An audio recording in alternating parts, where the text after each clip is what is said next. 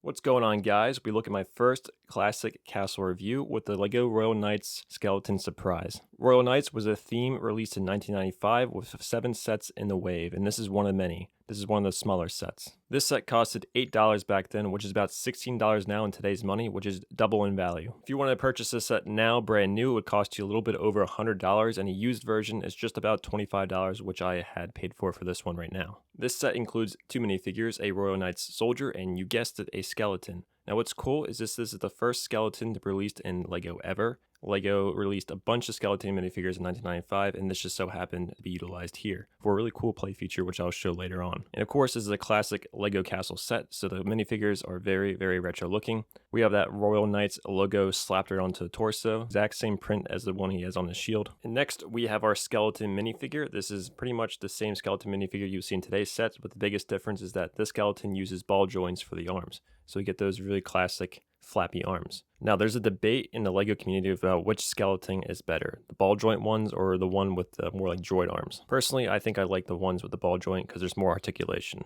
So this is either supposed to represent a remote outpost, or it could be thought of as like an outer bailey for the Royal Knights castle. Either or, it doesn't really matter. The build for this set is very simplistic. We have a wall featured right here, and it's attached to the outpost with a little room in the inside. This is made up of with a lot of larger pieces and some smaller pieces. For instance, we have these classic wall with the window arch pieces. We have a printed version. This is a very common piece during this time. And then there's a couple more on the other side. Overall, it's just kind of more of a square build with a little wall extension. This build has a few accessories just to add a little life and a little character to it. The most noticeable one are the 2 flames on each side for the entrance of the building. And then there's the red flag, which I imagine is supposed to represent the Royal Knights colors. And on the inside, you can see a yellow chalice there, which I would say is the treasure for this. Let's say you want your Royal Knights soldier to go collect the treasure. He goes up there and then bam, he's stopped by a skeleton that surprises him and causes him to run off if you're that scared from a harmless skeleton. The play feature is quite simple. There's a little knob right here that you can rotate, and that brings the skeleton up along the ceiling.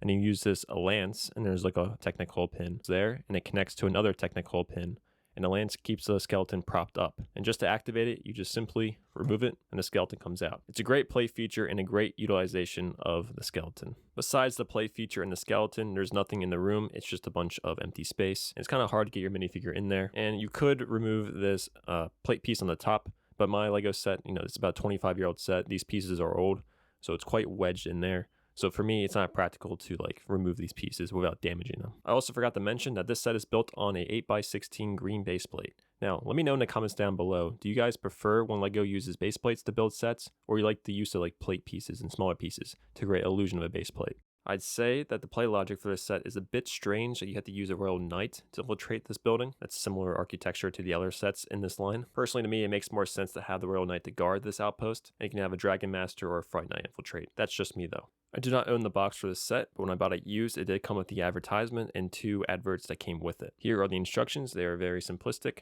The back does not have any advertisements as the other advert does. Again, very simplistic, standard instructions. This advert has advertisements for other sub-themes back in the day, such as Technic, Pirates, Racers, and other ones. And the back has advertisements for the LEGO Castle sub-themes for back in the day. We have Dark Forest versus Royal Knights on this really cool art, and then we have other Royal Knights sets such as the Castle and the set we're reviewing right now, and other Dark Forest sets. And then the last advert is just advertising the LEGO Club magazine, and as well as the LEGO Mania magazine that came with LEGO Club. In my last video, I talked about how the Royal Knights was the weakest of the castle factions, and I'll make a quick digression. I want to make a quick change of opinion. I do believe Knights Kingdom 2 is the worst one. I completely forgot that faction exists for a second while I was making the video. But that being said, I made a video criticizing this theme, so I decided after criticizing it, I want to buy a couple of sets, review them, and just have time with them. And this was the first one I bought. Overall, this set is great. I love the use of the play feature. I love the simplistic build. I did wish it came with an additional minifigure, most likely a Dragon Master, just to have something for this guy to go against. If not, at least another Royal Knight minifigure to go with it. Let me know in the comments below if you guys want to own this set. If you do, it's only worth about $25 used, which is a great value for it being only worth $8 back in the day, which is $16 now. If you guys enjoyed this video, please consider leaving a like and subscribing. And in the future, I'll be reviewing this set, the King's Carriage, sometime in the future.